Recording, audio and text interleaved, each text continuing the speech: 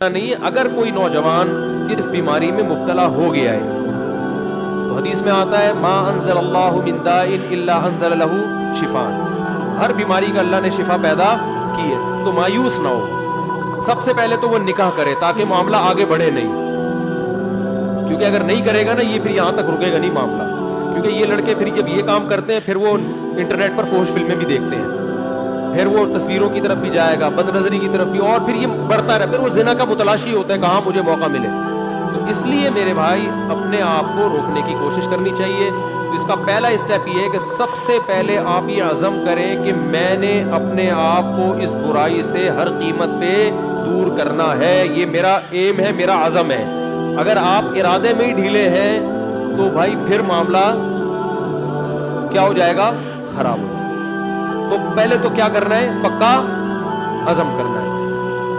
اب دوسرا علاج کے طریقے دریافت کرنے آپ نے.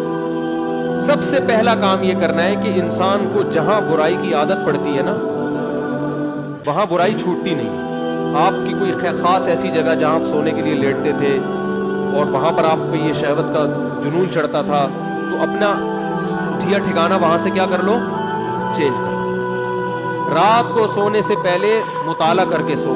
کوئی اپنے سرہانے کتاب رکھی جائے. جو نوجوان خدا نخواستہ کوئی اس میں مبتلا ہے تو اس کو بتا رہا ہوں, اپنے سرہانے کیا رکھیں, کوئی دلچسپ کتاب رکھیں.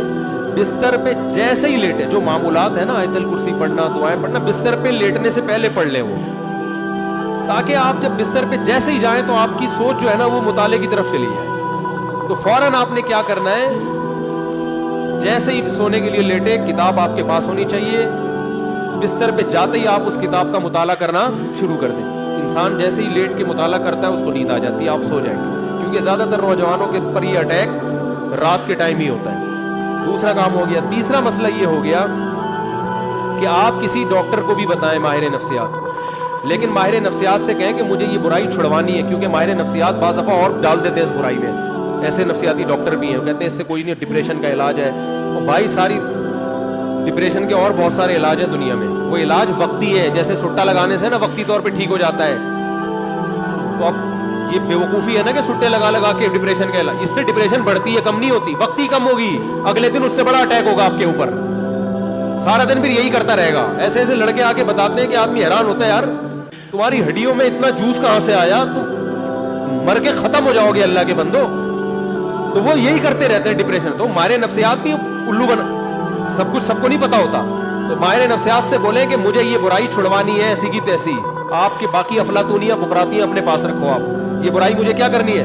تو نفسیاتی بھی ٹوٹکے ہوتے ہیں, کچھ طریقے ہوتے ہیں. کوئی ماہر ڈاکٹر ہوگا انشاءاللہ آپ کو ایسے طریقے بتائے گا, ایسے ٹوٹکے بتائے گا, ایسی تدبیریں بتائے گا کہ آہستہ آہستہ یہ برائی آپ سے انشاءاللہ چھوٹ جائے گی. اور ایک اور کام, دعا بھی مانگنی ہے.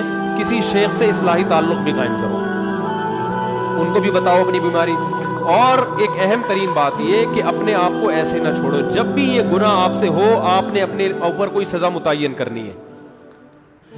2 روزے 3 روزے یا 1 روزہ یا 1 ہفتے کا روزہ, یہ سزا دینی ہے اپنے آپ. وہ ہر آدمی کا کے حساب سے مختلف ہوتی ہے.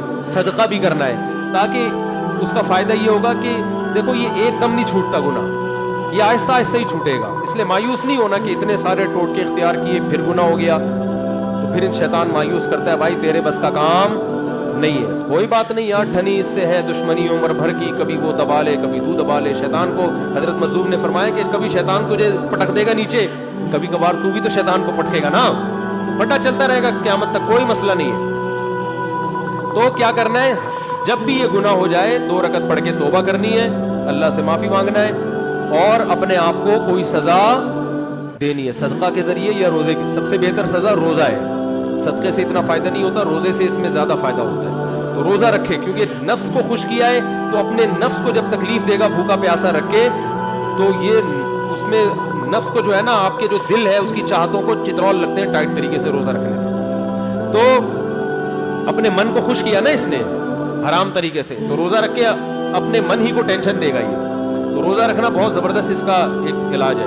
تو کیا کرنا ہے, جب بھی یہ جرم ہو جائے تو روزہ رکھ کے اس کی تلافی کرنی ہے. اس کا نہیں بھی چھوٹتا تو ٹینشن نہیں لینی, آپ نے اپنے قواعد پورے کر دیے. اور آخری بات یہ کہ روزانہ ایکسرسائز کا معمول بناؤ. جب آپ صبح جاگنگ کرو گے, شام کو جم جاؤ گے, تو پھر آپ دیکھو گے ڈولے شولے نکل رہے ہیں اور जनाब ताकत आ रही है, तो नफ्सियाती तौर पर इंसान फिर गैर अखलाकी सरगर्मियों से दूर हो जाता है खुद ब खुद कि यार मैं एक तरफ इतना अपनी बॉडी का ख्याल कर रहा हूँ, उसी तरफ अपनी सेहत को बर्बाद कर रहा हूँ मैं, है भाई।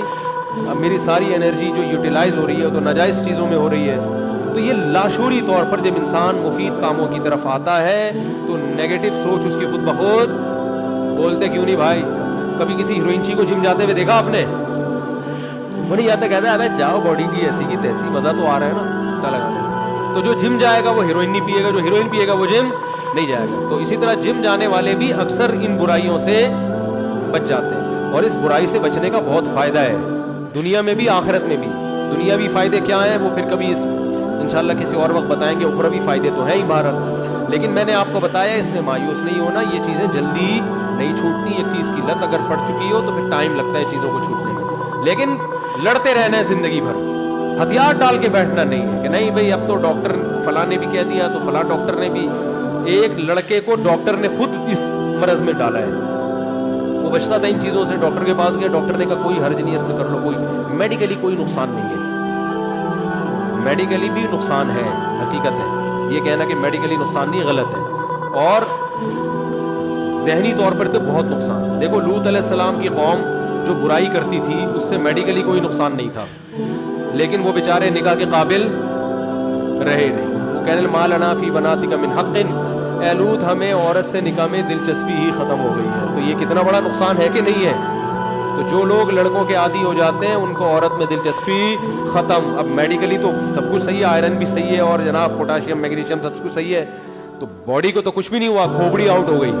तो ये जो हरकत है ना हैंड प्रैक्टिस, इससे भी इंसान मेंटली क्या हो जाता है, बहुत डिस्टर्ब होता है, जिससे जो नेचुरल एक प्रोसेस कुदरत ने रखा है, खुदा ने रखा है, वो बहुत बुरे तरीके से मुतासर होता है इस अमल से।